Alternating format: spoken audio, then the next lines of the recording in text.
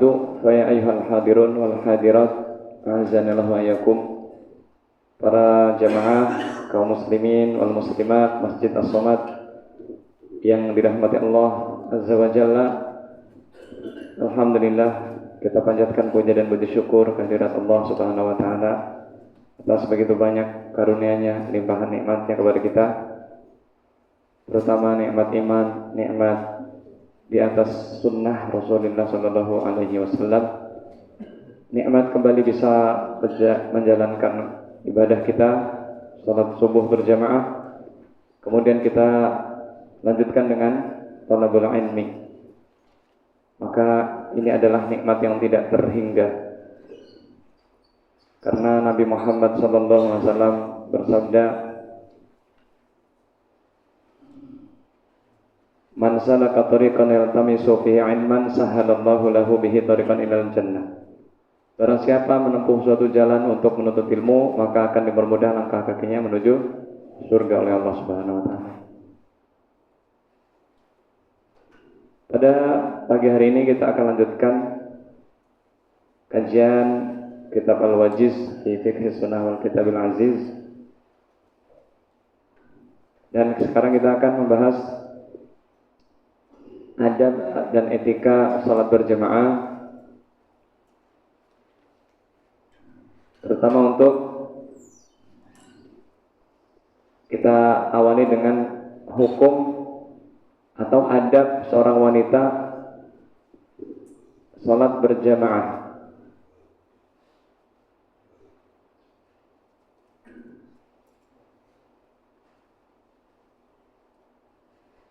Hukum wanita salat berjamaah, berkata penulis, hal tashhadun nisa'ul jama'ata. Apakah para wanita itu disyariatkan salat berjamaah di masjid? Ini hukum di masjid ya. Salat wanita apakah disunahkan atau dianjurkan ke masjid? Berkata Syekh, yajuzu lin nisa'il khuruju ila al-masjidi wa syuhudul jama'ati bi syarti an yatajannabna ma yuthiru asy-syahwa wa yad'u ila al-fitnah min az-zinati wat-tayyib. Boleh seorang wanita atau para wanita keluar untuk ke masjid salat berjamaah dan ikut sholat berjamaah bersama kaum laki-laki dengan syarat menjauhi hal-hal yang menimbulkan syahwat dan memicu fitnah berupa perhiasan dan minyak wangi. Jadi seorang wanita ketika ingin keluar untuk sholat berjamaah atau untuk yang lainnya harus menjauhi hal-hal yang bisa menimbulkan syahwat. Berarti seorang wanita harus sudah menutup aurat, berhijab dari rumah. Allah Subhanahu wa taala berfirman, ya ayyuhan nabiyyu qul li azwajika wa banatika wa nisa'il mu'minina yudnina 'alayhinna min jalabibihin dzalika adna an yu'rafna fala yu'dzain. Wahai Nabi, katakanlah kepada istri-istrimu, anak-anak perempuanmu dan istri kaum mukminin, ulurkanlah jilbab ke seluruh tubuh mereka. Berarti wajib mereka berhijab ketika keluar rumah atau ketika sedang ada orang yang bukan mahramnya. Hal itu agar mudah dikenal dan agar mereka tidak diganggu. Maka seorang wanita harus berhijab dari rumahnya, harus menutupi seluruh auratnya, dari ujung kepala ujung rambut sampai ujung kaki. Ini bagi wanita yang dia ingin ke masjid atau keluar rumah. Tapi sekarang yang kita bahas adalah ke masjid. Tidak boleh seorang wanita dari rumah tidak berhijab, mukenanya ditenteng, atau pakai baju ketat, pakai celana, maksudnya nggak pakai gamis, pakai celana kain bahan, kemudian pakai kerudung kecil, pakai kaos, nggak boleh wanita ke masjid dengan pakaian seperti itu, dan harus menutup kaki juga, harus menutup kaki, harus mengenakan kaos kaki kalau baju gamisnya tidak menutupi seluruh tubuh sampai menutupi kakinya juga. Sekarang kalau dia keluar untuk berjamaah atau untuk sholat ke masjid atau ke musola, dia pakaian yang dia gunakan untuk sholat adalah pakaian yang dia kenakan dari rumah. Tidak boleh ketat bajunya, tidak boleh transparan, tidak boleh terlalu cekak atau kecil sampai ke misalkan cuman sampai mata kaki tapi nggak pakai kaos kaki, harus dia, karena kaki termasuk aurat. Jangan sampai, itu yang pertama. Yang kedua, jangan sampai dia berhias, berdandan. Allah Ta'ala berfirman, wa qurna fi buyutikunna wa la tabarrujna tabarrujal jahiliyatil ula. Al-Ahzab ayat 33. Yang tadi jilbab Al-Ahzab ayat 59. Dan tetaplah kalian wahai para wanita tinggal di rumah kalian, dan jangan kalian bertabarruj, berhias, bersolek seperti orang-orang jahiliyah dulu. Kenapa? Karena seorang wanita ketika keluar rumah itu dihias-hiasi oleh syaitan. Al-mar'atu auratun idza kharajat istashrafaha syaitan. Wanita itu aurat, jika dia keluar akan dijadikan cantik, dihias-hiasi oleh syaitan. Maka seorang wanita harus menjaga diri, jangan menjadi sebab fitnah. Jilbabnya jangan model macam-macam. Ada jilbab gaul, ada jilbab apa sih namanya, hijab yang sanggul-sanggul, cantelin sini, cantelin sini. Dia mau berhijab apa mau berhias? Terus jangan ada yang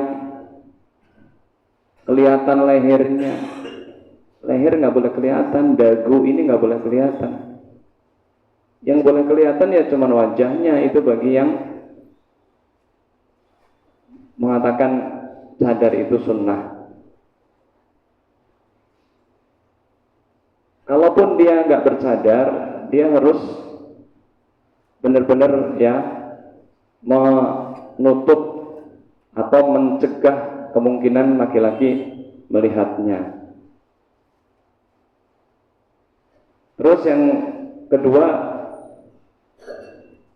tidak pakai minyak. Yang ketiga ya. Dari yang kedua, tidak boleh berdandan. Tidak boleh dia keluar rumah pakai, mohon maaf, pakai make up yang kayak mau ke kondangan, atau seakan-akan dia ingin menunjukkan atau ingin menjadikan dia jadi pusat perhatian, berdandan, pakai lipstik atau pakai bedak segala macam. Itu dia tuh mau ke masjid, bukan mau berhias untuk suami. Jadi jangan sampai dia berdandan, ibu-ibu mau ke masjid Ya, jangan disamakan ingin ke masjid sama ingin berhias untuk suami. Karena itu fitnah. Seorang wanita itu ketika keluar itu dihias-hiasi oleh syaitan. Maka ibu-ibu ketika mau ke masjid jangan menjadi memantik fitnah syaitan. Yang ketiga, tidak boleh menyemprotkan minyak wangi. Tidak boleh dia pakai minyak wangi yang menyengat, mengundang syahwat. Dia lewat di depan kaum laki-laki, kemudian baunya semerbak sepanjang hari, tercium. Nggak boleh ibu-ibu. Nabi Muhammad SAW bersabda, ayyuma mra'atin ista'tarat liyajidu an-nasu rihaha fahiya zaniyah fahiya zaniyah fahiya zaniyah. Wanita mana saja yang keluar kemudian pakai minyak wangi yang mengundang syahwat, minyak wangi yang baunya itu nyegrak ya, kemudian dia melewati ya beberapa orang laki-laki supaya dia tercium baunya, maka dia dihukumi seperti zina, seperti wanita berzina, seperti wanita berzina. Karena dia menyebabkan orang itu tergoda, orang itu menjadi melihat dia. Padahal mata itu zinanya melihat. Wal ainu zinaha an-nadhar.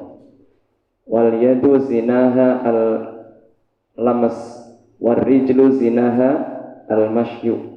Mata itu zinanya ngelihat. Ibu-ibu jadi sebab orang melihat. Jadi zina mata tuh orang. Menjadi sebab ya terkadang ada ya orang-orang yang iseng, orang-orang yang suka menggoda. Nah itu menjadi zina mulut, menjadi zina kaki, menjadi zina hati. Jadi orang berangan-angan. Jadi dia terpikirkan dengan fitnah si wanita ini. Fitnah wanita ini paling besar untuk kaum pria. Nabi Muhammad SAW bersabda, ma taraktu ba'di fitnatan hiya adarru 'ala ar-rijali minan nisa. Aku tidak pernah meninggalkan suatu fitnah yang lebih dahsyat, lebih mematikan, melebihi wanita. Jadi fitnah wanita ini lebih besar ya. Inna kaidahunna 'azim. Tipu daya wanita ini sangat besar. Hati-hati para ibu-ibu ketika ingin ke masjid, tidak menjadi sebab terbukanya pintu fitnah. Kemudian syarat yang selanjutnya harus izin suami. Di dalam hadis yang lain, la tamna'u nisa'akum, dalam riwayat yang lain, la tamna'u ima Allah masajidallah idza sta'dzanna, jika mereka minta izin. Jangan kalian larang wanita-wanita, istri-istri kalian untuk ke masjid, untuk salat jamaah, dan rumah mereka lebih baik bagi mereka. Dan jangan kalian larang wanita-wanita pergi ke masjid jika mereka minta izin. Jadi harus minta izin ibu-ibu ke suami. Mas, aku mau ikut sholat ke masjid ya. Harus izin ibu-ibu. Kalau tidak minta izin, maka ibu telah bermaksiat. Karena hukum sholat ibu di rumah itu lebih bagus, lebih afdal. Kecuali di masjid itu ada yang memang kita ingin mendapatkan fadilahnya seperti pengajian. Kita ke masjid, nanti ada kajian, saya mau ke masjid. Tujuannya ingin menghadiri kajian, tetapi juga ingin sholat berjamaah atau ingin sholat berjamaah dan ingin hadir ke kajian. Nah ini pada suatu kondisi di masjid lebih utama karena ada kajian, ingin mendengarkan ilmu, ingin berjalan ke majelis ilmu. Tetapi kalau cuma sholat saja, itu lebih baik di rumah ibu-ibu. Walaupun Masjid Nabawi, tetap ibu-ibu lebih baik di rumah. Karena Rasulullah SAW bersabda pada saat di Masjid Nabawi, wa buyutuhunna khairun lahunna, dan rumah-rumah mereka lebih baik bagi mereka. Atau kecuali misalkan ibu baru masuk Islam mu'allaf, atau yang sedang belajar sholat, dia belum lancar sholatnya, nah, dia pada suatu kondisi lebih afdol ke masjid bagi wanita supaya dia mendengarkan bacaan imam surat Al-Fatihah, jadi dia tahu oh cara bacanya begitu, ada unsur belajarnya dia.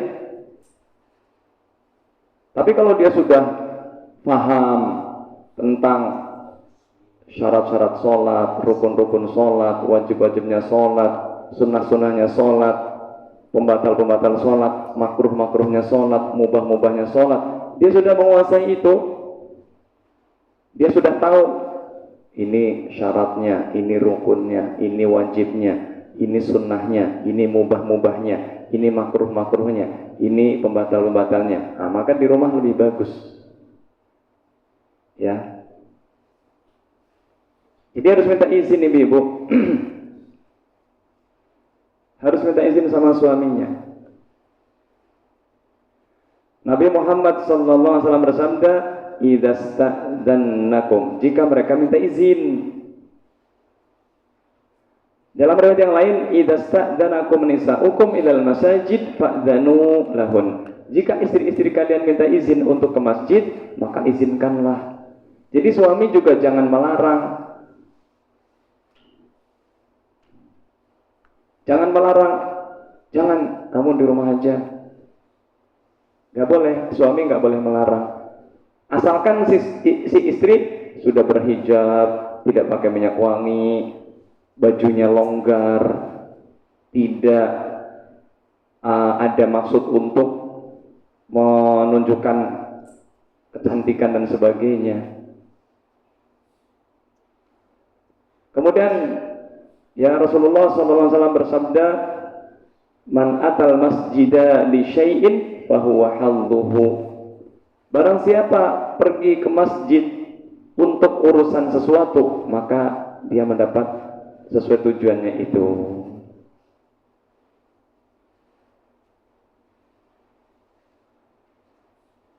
Ini adab yang keberapa?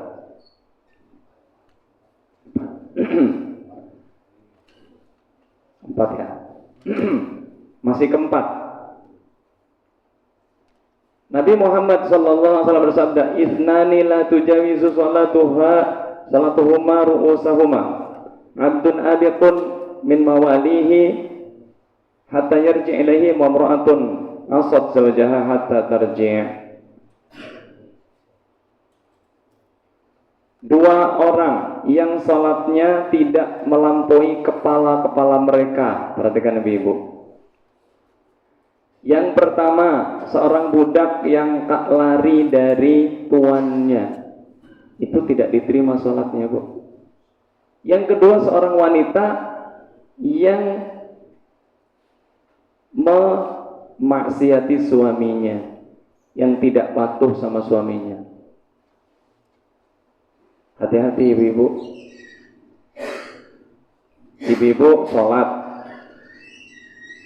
tapi nggak melayani suami, menolak ajakan suami, ke masjid nggak minta izin, itu sholatnya nggak sampai di atas kepala, Bu. Berarti belum diterima oleh Allah Subhanahu wa Ta'ala. Hati-hati.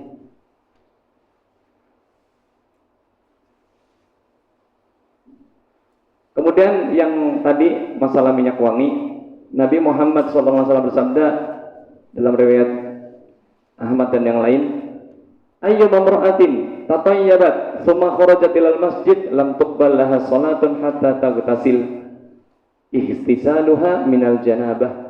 Wanita mana saja yang ke masjid dengan menggunakan minyak wangi, maka dia tidak akan diterima salatnya sampai dia mandi janabah. Jadi jangan pakai minyak wangi yang disemprotkan ke baju atau ke badan. Kemudian yang selanjutnya, jauh yang ada beberapa, 6. Kelima, jauhi memakan bawang merah, bawang putih atau yang semisalnya sebelum ke masjid, jengkol, petai dan yang lainnya. Kecuali dia sudah sikat gigi, sudah menghilangkan bau yang tidak sedap. Nabi Muhammad SAW bersabda, "Man akala al-basala was-sauma atau was-suma wal qurrasa fala yaqrabanna masjidana fa innal malaikata tata'adza mimma yata'adza minhu banu adam. Man akala suman aw basalan falyatazilna aw liyatazil masjidana wal yaq'ud fi baitihi." Barang siapa memakan bawang merah atau bawang putih atau yang mentah ya Bu ya, mentah, bawang merah putih mentah atau yang semisalnya jengkol, pete, apa? Bau yang mengganggu manusia apa? Emang durian ganggu? Apa? Rokok jelas. Emang wanita banyak yang ngerokok di sini? Enggak ada. Ini ibu solehah semua nih. Bawang merah, bawang putih mentah atau yang semisalnya. Jangan sekali-kali dia mendekati tempat sholat kami. Kenapa? Karena malaikat terganggu dengan baunya yang tidak sedap itu, seperti manusia terganggu. Kalau bawang merah goreng, bawang putih goreng nggak masalah. Tapi kalau yang mentah, jadi kalau kita habis makan sesuatu yang bau, sikat gigi dulu sampai bersih, sampai wangi, kemudian baru kita ke masjid. Karena apa? Di masjid itu kan kita berjamaah, samping kanan kita ada orang. Kalau kita baunya tidak sedap, nggak bakalan fokus, nggak bakalan bisa khusyuk. Pasti mikirin, ini siapa yang bau mulut ya? Gimana dia bisa khusyuk? Mikirin sampingnya begini, sampingnya begini. Apalagi ibu-ibu. Dan barang siapa memakan bawang merah, maka jangan sekali-kali dia dekati masjid kami dan duduklah dia di rumahnya. Udah ibu-ibu kalau habis makan bawang merah, bawang putih yang mentah, ibu-ibu di rumah aja. Atau habis makan jengkol mentah ya, bukan semur jengkol yang matang. Atau pete, itu pasti baunya. Bapak seneng nggak ada orang makan bu pete ngomong di depan bapak? Seneng nggak? Aduh, nggak tahan deh. Sedangkan orang yang sholat itu malaikat datang dan malaikat terganggu. Terutama sholat subuh. Wa Qur'anal fajri, inna Qur'anal fajri kana masyhuda. Dan sholat subuh. Quran di sini artinya sholat, bacaan sholat. Sesungguhnya sholat subuh itu disaksikan malaikat. Ya sholat yang lain juga. Kemudian adab yang ke-6, jangan keluar rumah kecuali bersama mahram.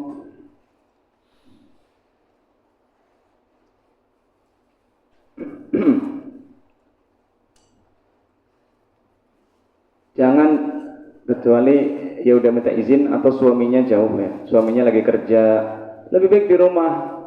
Tapi kalau ada suaminya atau ada anak laki-lakinya atau ada bapaknya atau ada eh, kakaknya, adiknya, ya, mahramnya lah, dia boleh ke masjid.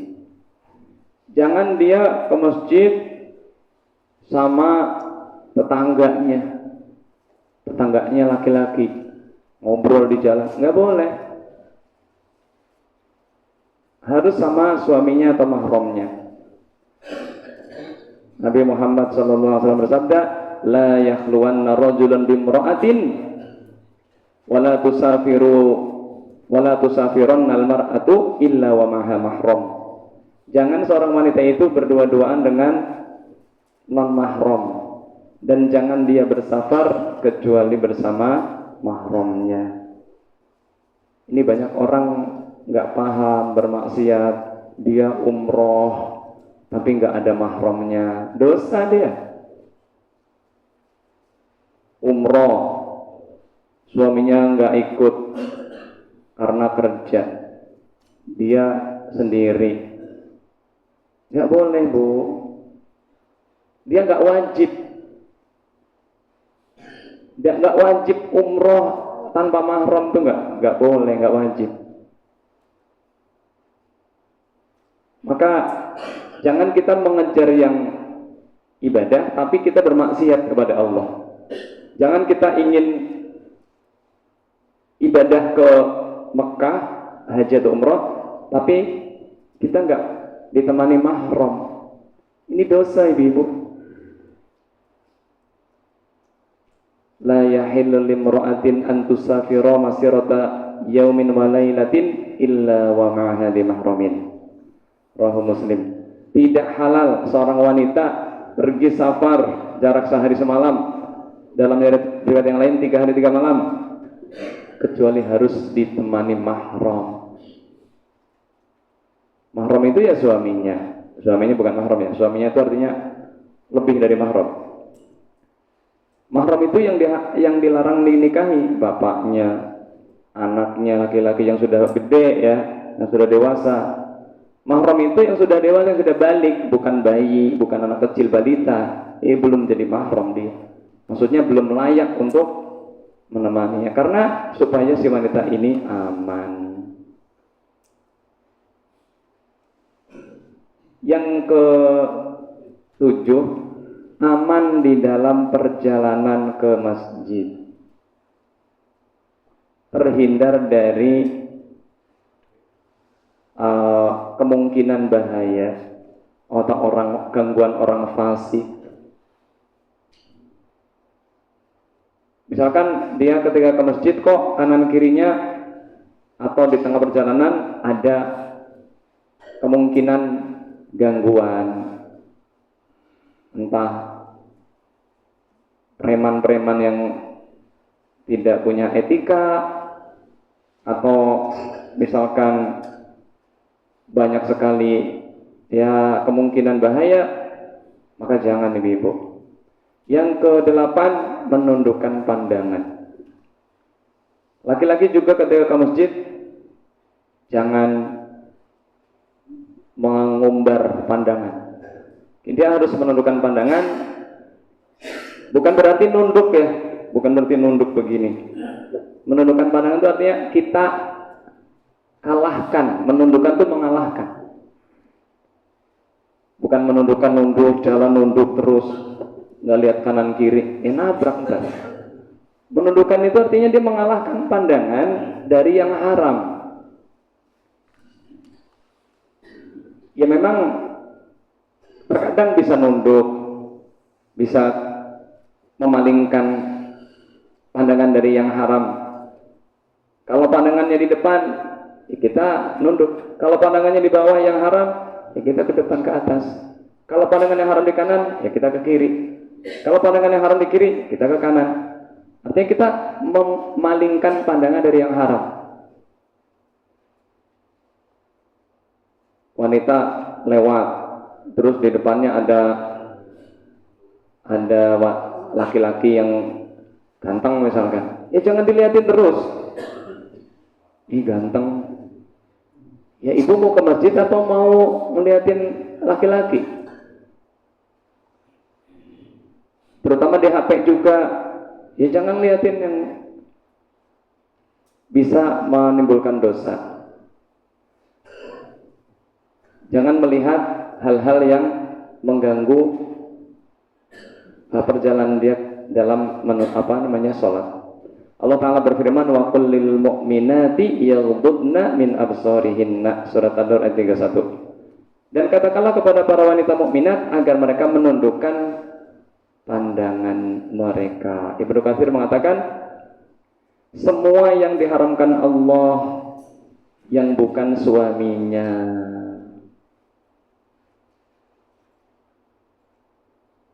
Tidak boleh ibu-ibu melihat drakor,